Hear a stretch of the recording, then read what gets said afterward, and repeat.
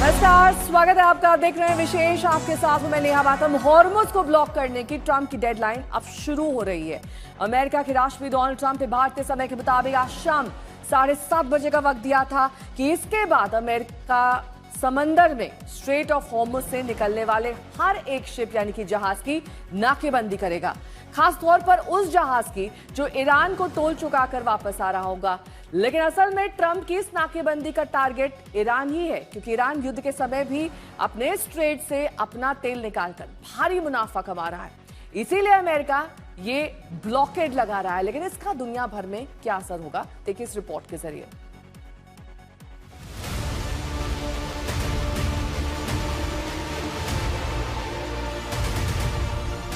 पाकिस्तान में फेल हुई वार्ता के बाद अमेरिका ने हॉर्मुज को बंद करने का ऐलान कर दिया। अब सवाल है कि जो हॉर्मुज पहले से ही बंद है, ट्रंप ने उसे फिर से बंद क्यों किया? क्या अब हॉर्मुज बंद करके ट्रंप सीधे ईरान की लाइफलाइन बंद कर रहे हैं?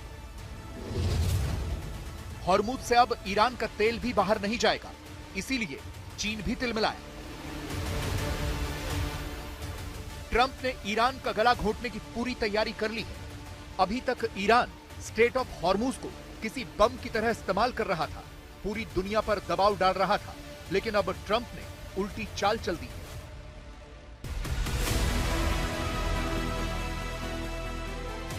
ट्रंप की फौज हॉर्मुज में नाका डालकर बैठ जाएगी।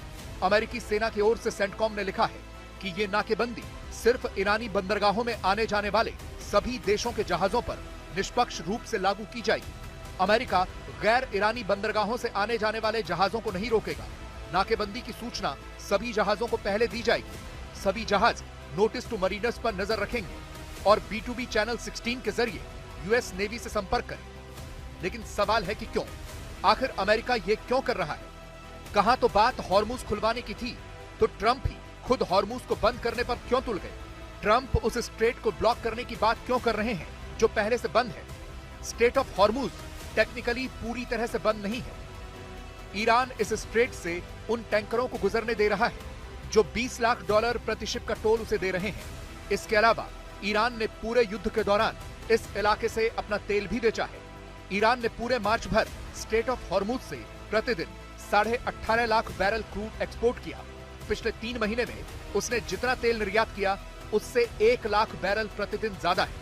अगर ट्रंप इस स्ट्रेट को बंद करते हैं तो ट्रंप ईरान की सरकार और उसके मिलिट्री ऑपरेशन के लिए बहुत बड़ा स्रोत काट देंगे। यहां सिर्फ ट्रंप इस स्ट्रेट से गुजरने वाले तेल पर नाकेबंदी नहीं कर रहे, बल्कि वो ईरान के उस तेल पर नाकेबंदी कर रहे हैं जिसे बेचकर ईरान युद्ध के लिए साजो सामान जुटा रहा है।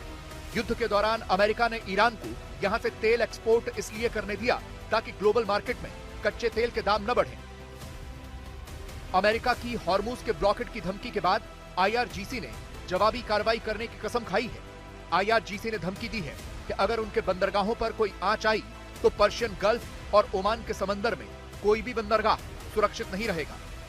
पर्शियन गल्फ में ईरान के बड़े पोर्ट्स मौजूद हैं और इसके अलावा स्ट्रेट ऑफ हॉर्मुज के बाहर ओमान की खाड़ी में भी ईरान का एक बंदरगाह मौजूद है।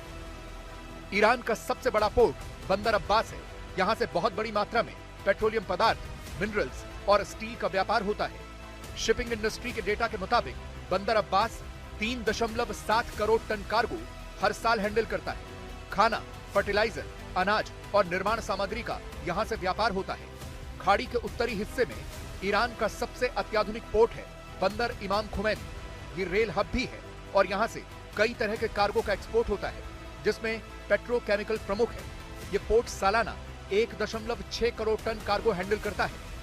ईरान का ज्यादातर तेल खार्ग आइलैंड से एक्सपोर्ट होता है, जहां अभी 50 से ज्यादा स्टोरेज टैंक्स हैं। पिछले महीने अमेरिका ने खार्ग आइलैंड में मौजूद मिलिट्री पोस्ट पर बड़ी स्ट्राइक की थी, लेकिन ईरान के ऑयल इंफ्रा को नहीं छुआ था।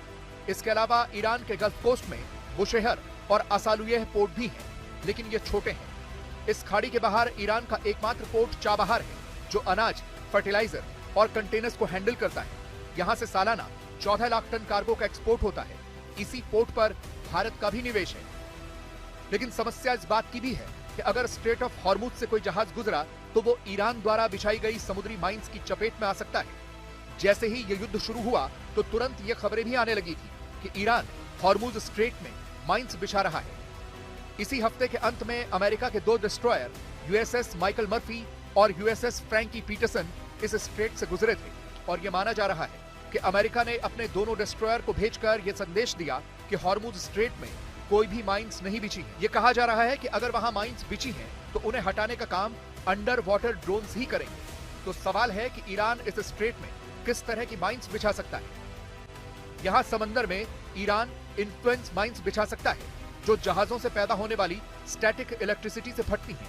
दूसरी तरह की मैग्नेटिक माइंस है जो शिप के गुजरने से पैदा होने वाली मैग्नेटिक सिग्नेचर से रिएक्ट होती है। इसके अलावा अकाउस्टिक माइंस भी बिछा सकता है जो समंदर में चलने वाले जहाजों की आवाज से रिएक्ट होती है। फिर प्रेशर माइंस भी ईरान बिछा सकता है जो जहाजों से चलने वाले दबाव से फट सकती है। कुल मिलाकर हॉर्मुज अब दुनिया के लिए सबसे बड़ा खतरा बन चुका है। कल ट्रंप ने बड़ा ऐलान किया, यूएस नेवी अब हॉर्मुज स्ट्रेट और ईरानी पोर्ट्स को ब्लॉक करेगी। कोई भी जहाज जो ईरान को टोल देता है उसे रोका जाएगा। ईरान का तेल बंद करने का मतलब सीधा चीन का तेल बंद है, क्योंकि ईरान चीन का सबसे बड़ा सप्लायर है। अमेरिका चीन की अर्थव्यवस्था की रीढ़ को निशाना बना रहा है। क्या यह सिर्फ ईरान पर दबाव है या फिर चीन को घेरने की बड़ी साजिश? चीन चुप नहीं बैठेगा। अमेरिका का आरोप है कि चीन ईरान को मैनपैड्स और advance air defence system supply कर रहा है। अगर ये हथियार अमेरिकी विमानों या ड्रोन्स को गिराते हैं तो क्या होगा? चीन के लिए ईरानी तेल बंद होना अपनी अर्थव्यवस्था पर हमला है। 80% से ज्यादा ईरानी तेल चीन जाता है। अब चीन क्या करेगा? अपनी नौसेना को हॉर्मुज भेजेगा या ईरान को और ज्यादा हथियार देगा? चीन का यह विनाशकारी खेल अगर शुरू हुआ तो अमेरिका और चीन के बीच सीधा टकराव तय है। Well, if China does that, China's going to have big problems, okay? Trump ने चीन को नसीहत भी दी, वेनेजुएला से तेल खरीद दो, लेकिन फेयर प्राइस पर। याद है, वेनेजुएला पर अमेरिका ने ऑपरेशन किया, मादुरो को कंट्रोल किया और अब तेल की कीमतें खुद तय कर रहा है। ट्रंप का संदेश साफ है, या तो अमेरिका की शर्तों पर तेल खरीदो या अपनी इकोनॉमी को अंधेरे में डूबता हुआ देखो। चीन के लिए यह एनर्जी ब्लैकमेल युद्ध का सबसे बड़ा निमंत्रण है। आज तक ब्यूरो। मेरे 2 सहयोगी इस वक्त तमाम जानकारी के साथ जुड़ गए हैं। प्रणय उपाध्याय हमारे साथ हैं, अशरफ वानी हमारे साथ मौजूद। लेकिन प्रणय, सबसे पहले आपका रुख करते हुए, जो हॉर्मुज पहले से ही बंद है उसे ट्रंप फिर से बंद करने की धमकी दे रहे हैं, आखिरकार वो ऐसा क्यों कर रहे हैं? और चीन को लेकर जो उन्होंने कहा है कि अगर चीन ईरान को हथियार दे रहा है तो चीन बड़ी मुसीबत में है, किस तरह से चीन को टैकल करेंगे वो? देखिए, चीन को लेकर उनसे सवाल पूछा गया था तो उन्होंने उसी भाषा में जवाब दिया कि अगर चीन ऐसा कर रहा है तो चीन मुसीबत में फंस सकता है। लेकिन अभी तक इस बात की कोई पुष्टि नहीं है। दूसरी बात यह कि चीन ने अभी तक किसी भी संघर्ष के अंदर सीधे तौर पर पार्टी बनते हुए किसी दूसरे देश को हथियारों की सप्लाई नहीं की है। ये बात सही है कि चीन और ईरान के बीच में रणनीतिक साझेदारी है और रक्षा सहयोग भी उनके बीच में है। कई हथियार भी चीन की तरफ से दिए गए थे, लेकिन सीधे तौर पर एक हथियार सप्लायर के तौर पर चीन नहीं उभरा है। और इनफैक्ट आपको याद होगा, कुछ दिनों पहले तो ये भी रिपोर्ट्स आई थी कि चीन ने महत्वपूर्ण भूमिका अदा की ईरान को इस्लामाबाद में जो बातचीत हो रही थी अमेरिका के साथ, उसको राजी करने के लिए, और वो चाहता है कि ये मामला सुलझ जाए। लेकिन आते हैं हॉर्मुज के मुद्दे के ऊपर। देखिए, राष्ट्रपति डोनाल्ड ट्रंप के ऊपर ये दबाव है और ये कहा जा सकता है कि ये जो संघर्ष विराम अभी तक चल रहा था, इस संघर्ष विराम का अब एक नया अध्याय शुरू हो गया है। जो आसमान से बमबारी हो रही थी, अब वो आसमान से नहीं होगी, लेकिन अब वो युद्ध उतर के समंदर के अंदर आ गया है। क्योंकि अगर अमेरिकी नौसेना आगे बढ़ती है और वो यहाँ पर जो है नेवल ब्लॉकेड लगाती है ईरान के इर्द गिर्द, तो ईरान की सप्लाई और आपूर्ति जो है वो प्रभावित होगी। एक दूसरा, जो जहाजों की आवाजाही है, क्योंकि आप ये देखिए कि स्ट्रेट ऑफ हॉर्मुज में अभी भी ईरान के सेलेक्टिव इजाजत देने के बावजूद करीब 200-250 से ज्यादा जहाज जो हैं वो इस समय फारस की खाड़ी में अटके हुए हैं। अमेरिका पर भी उस चीज का दबाव है। दुनिया के अन्य देश भी लगातार ये कह रहे हैं कि स्ट्रेट ऑफ हॉर्मुज को खोला जाना चाहिए। ईरान ने अभी तक खोला नहीं है। और इन तमाम चीजों के बीच में अब इसे आप राष्ट्रपति डोनाल्ड ट्रंप का प्रेशर वाला दांव कह सकती हैं कि वो ये कोशिश करना चाहते हैं कि ईरान को सीधे तौर पर चुनौती दें कि अगर आप जो है अगर आपको लगता है तो आप हमारे ऊपर हमला करके देखिए और फिर उसका परिणाम और उसका नतीजा देखिए, क्योंकि अमेरिका जो है इसके ताकत के दम पर खुलवाना चाहता है। लेकिन इन दोनों की रस्साकशी के बीच में नेहा सबसे बड़ा संकट इस बात को लेकर है कि जो स्ट्रेट ऑफ हॉर्मुज बीते 40-45 दिनों से बंद है या जिससे बहुत ही लिमिटेड आवाजाही हो पा रही है, वो अभी आने वाले कुछ दिनों तक और बंद रह सकता है। साथ ही राष्ट्रपति डोनाल्ड ट्रंप अगर ये कह रहे हैं कि ये खुलना चाहिए और 28 फरवरी के पहले वाली स्थिति से खुलना चाहिए, तो निश्चित रूप से भारत समेत दुनिया के कई देश इसका समर्थन भी करते होंगे, भले ही औपचारिक रूप से इसके बारे में कोई बयान न दिया गया हो। क्योंकि अगर आप 20 लाख डॉलर की लेवी की बात करते हैं तो 20 लाख डॉलर का मतलब होता है प्रति जहाज करीब 18.6 करोड़ रुपया प्रति जहाज। तो क्या भारत और भारत की हर शिपिंग कंपनी और हर जहाज जो वहां से गुजर रहा है वो इतनी बड़ी राशि देने के लिए तैयार होगा? क्योंकि उसका जो भार है, उसका जो बोझ है, वो अंततोगत्वा आपके और हमारी जेब पे आएगा, क्योंकि हर सामान महंगा होगा। ठीक है, अशरफ आनी भी हमारे साथ जुड़े हुए हैं। अशरफ, ईरान ये कह रहा है कि अगर अमेरिका इस तरह की कोई कार्रवाई करता है जिसकी डेडलाइन अब खत्म हो गई है, तो वो भी मुंह तोड़ जवाब देंगे, क्योंकि वो पूरी तरीके से नियंत्रण हॉर्मुज पर चाहते हैं और जो भी अमेरिका कर रहा है वो अंतर्राष्ट्रीय कानून के हिसाब से गैर कानूनी है। बिल्कुल नेहा, आप सही कह रही हैं, अंतर्राष्ट्रीय तौर पर यह गैर कानूनी है ही। और दूसरी तरफ अगर हम इस दाव को देखें जो डोनाल्ड ट्रंप की तरफ से कल से चला गया है और इसकी शुरुआत हुई है, ज्यादातर इसका जो निशाना है वो चीन ही है, जैसे प्रणय बोल रहे थे, ताकि चीन जो है वो ईरान पर प्रेशर करके दोबारा जो है अमेरिका की शर्तों के साथ बातचीत के लिए ईरान को आमादा करे। दरअसल बहुत प्रेशर है अमेरिकी राष्ट्रपति डोनाल्ड ट्रंप पर। उनको अगले महीने चीन की यात्रा पे जाना है, साथ ही साथ उनके साथ उनके सहयोगी और ठीक है, मैं रोकूंगी आपको। इस बीच बड़ी खबर ये आ रही है कि हॉर्मुज पर अमेरिका का ब्लॉकेड शुरू हो गया है, क्योंकि 7:30 बजे जो भारतीय समय अनुसार डेडलाइन थी वो पूरी हो चुकी है। तो अमेरिका का ब्लॉकेड, जो उन्होंने कहा था कि हॉर्मुज बंद है, अब उसे फर्दर ब्लॉक किया जाएगा अमेरिका द्वारा। अल जजीरा के हवाले से ये बड़ी खबर आ रही है। अल जजीरा ने ये खबर दी है कि अब ब्लॉकेड शुरू हो चुका है हॉर्मुज पर। स्ट्रेट ऑफ हॉर्मुज पर अमेरिका पूरी तरीके से अपना कब्जा चाहता है। उन्होंने कहा था कि जिस भी शिप को रोका जाएगा हम ईरान को उसका जवाब देंगे, और इस तरीके से ही जवाब दिया जा रहा है अमेरिका द्वारा।